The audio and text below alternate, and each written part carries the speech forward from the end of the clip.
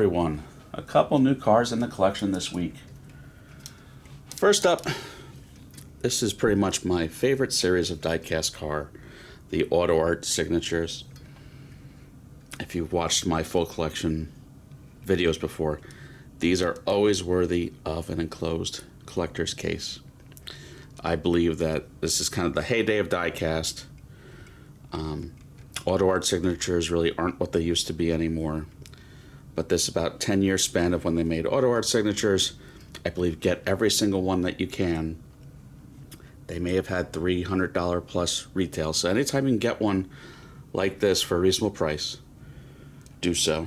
I picked this up locally for $120. At that price, I'm not mad at it. I really think you should grab it when you see it.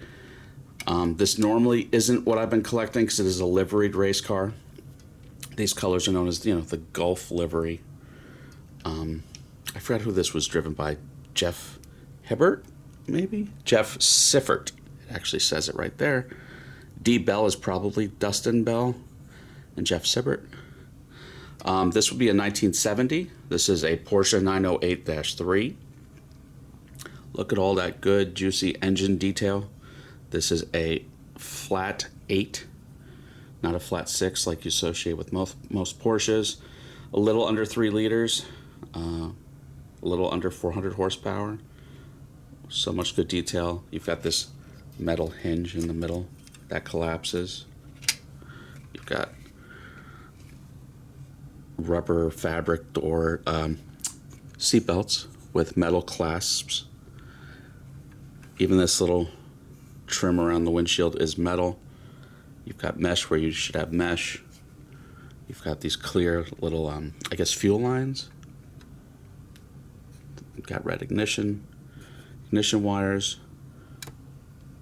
Just everything is great. There isn't too much to see underneath.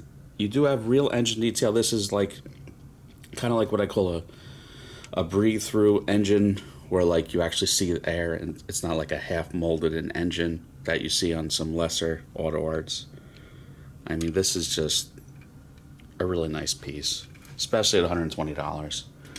Packaging, they always go a little above and beyond for a signature series. It's usually the black and silver embossed AutoArt signature. You get a certificate of authenticity. I'm not sure what the run is, probably under 6,000, maybe 3,000. This is car number 0953. You get a booklet which tells you all about the car. What I appreciate is the information. It gives you the part breakup. It says made from 300 metal and plastic pieces. So that's neat. You get a little bit more information on how to open things like the trunk. You get a crevice tool, which is still wrapped up there, and a little microfiber to keep it clean. So kind of get the works with this. And for a $300 retail, you should. On the opposite end of the spectrum, we have non-opening resin. But no one else makes this subject. It is heavy. This is a 1967 Cadillac Eldorado. This is by BOS. I really haven't had a new BOS car in a while. There's really not that many BOS cars out there to choose from. I don't really think they're making new ones. Maybe they're just taking old ones and offering different colors. Really neat piece. This was when they switched to front-wheel drive. Back then, GM was kind of experimenting with big cars with front-wheel drive. You had the Riviera, the Tornado. So this being a 67, this had a 429 cubic inch V8 and front-wheel drive. A lot of torque. By 1970, these were up to 500 cubic inches. No one else does this model. The front bumper detail's great. You have some photo-etched metal in interesting places, like this little vent here on the rear fender. If you can pick that up, is photo-etched. Interior is very good, from what you can make out. Just a really neat looking car. And again, this is heavy. This is a lot of resin. This is a big boy. Not too much to see underneath. Car number 43 out of 1,000.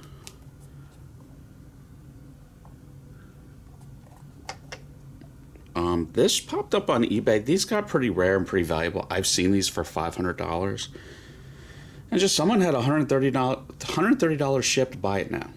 And I thought that was original retail like years ago. These were $129 plus shipping. So, you know, I don't like to pay appreciated value. So I kind of hopped on that. And I think I scored a pretty good deal.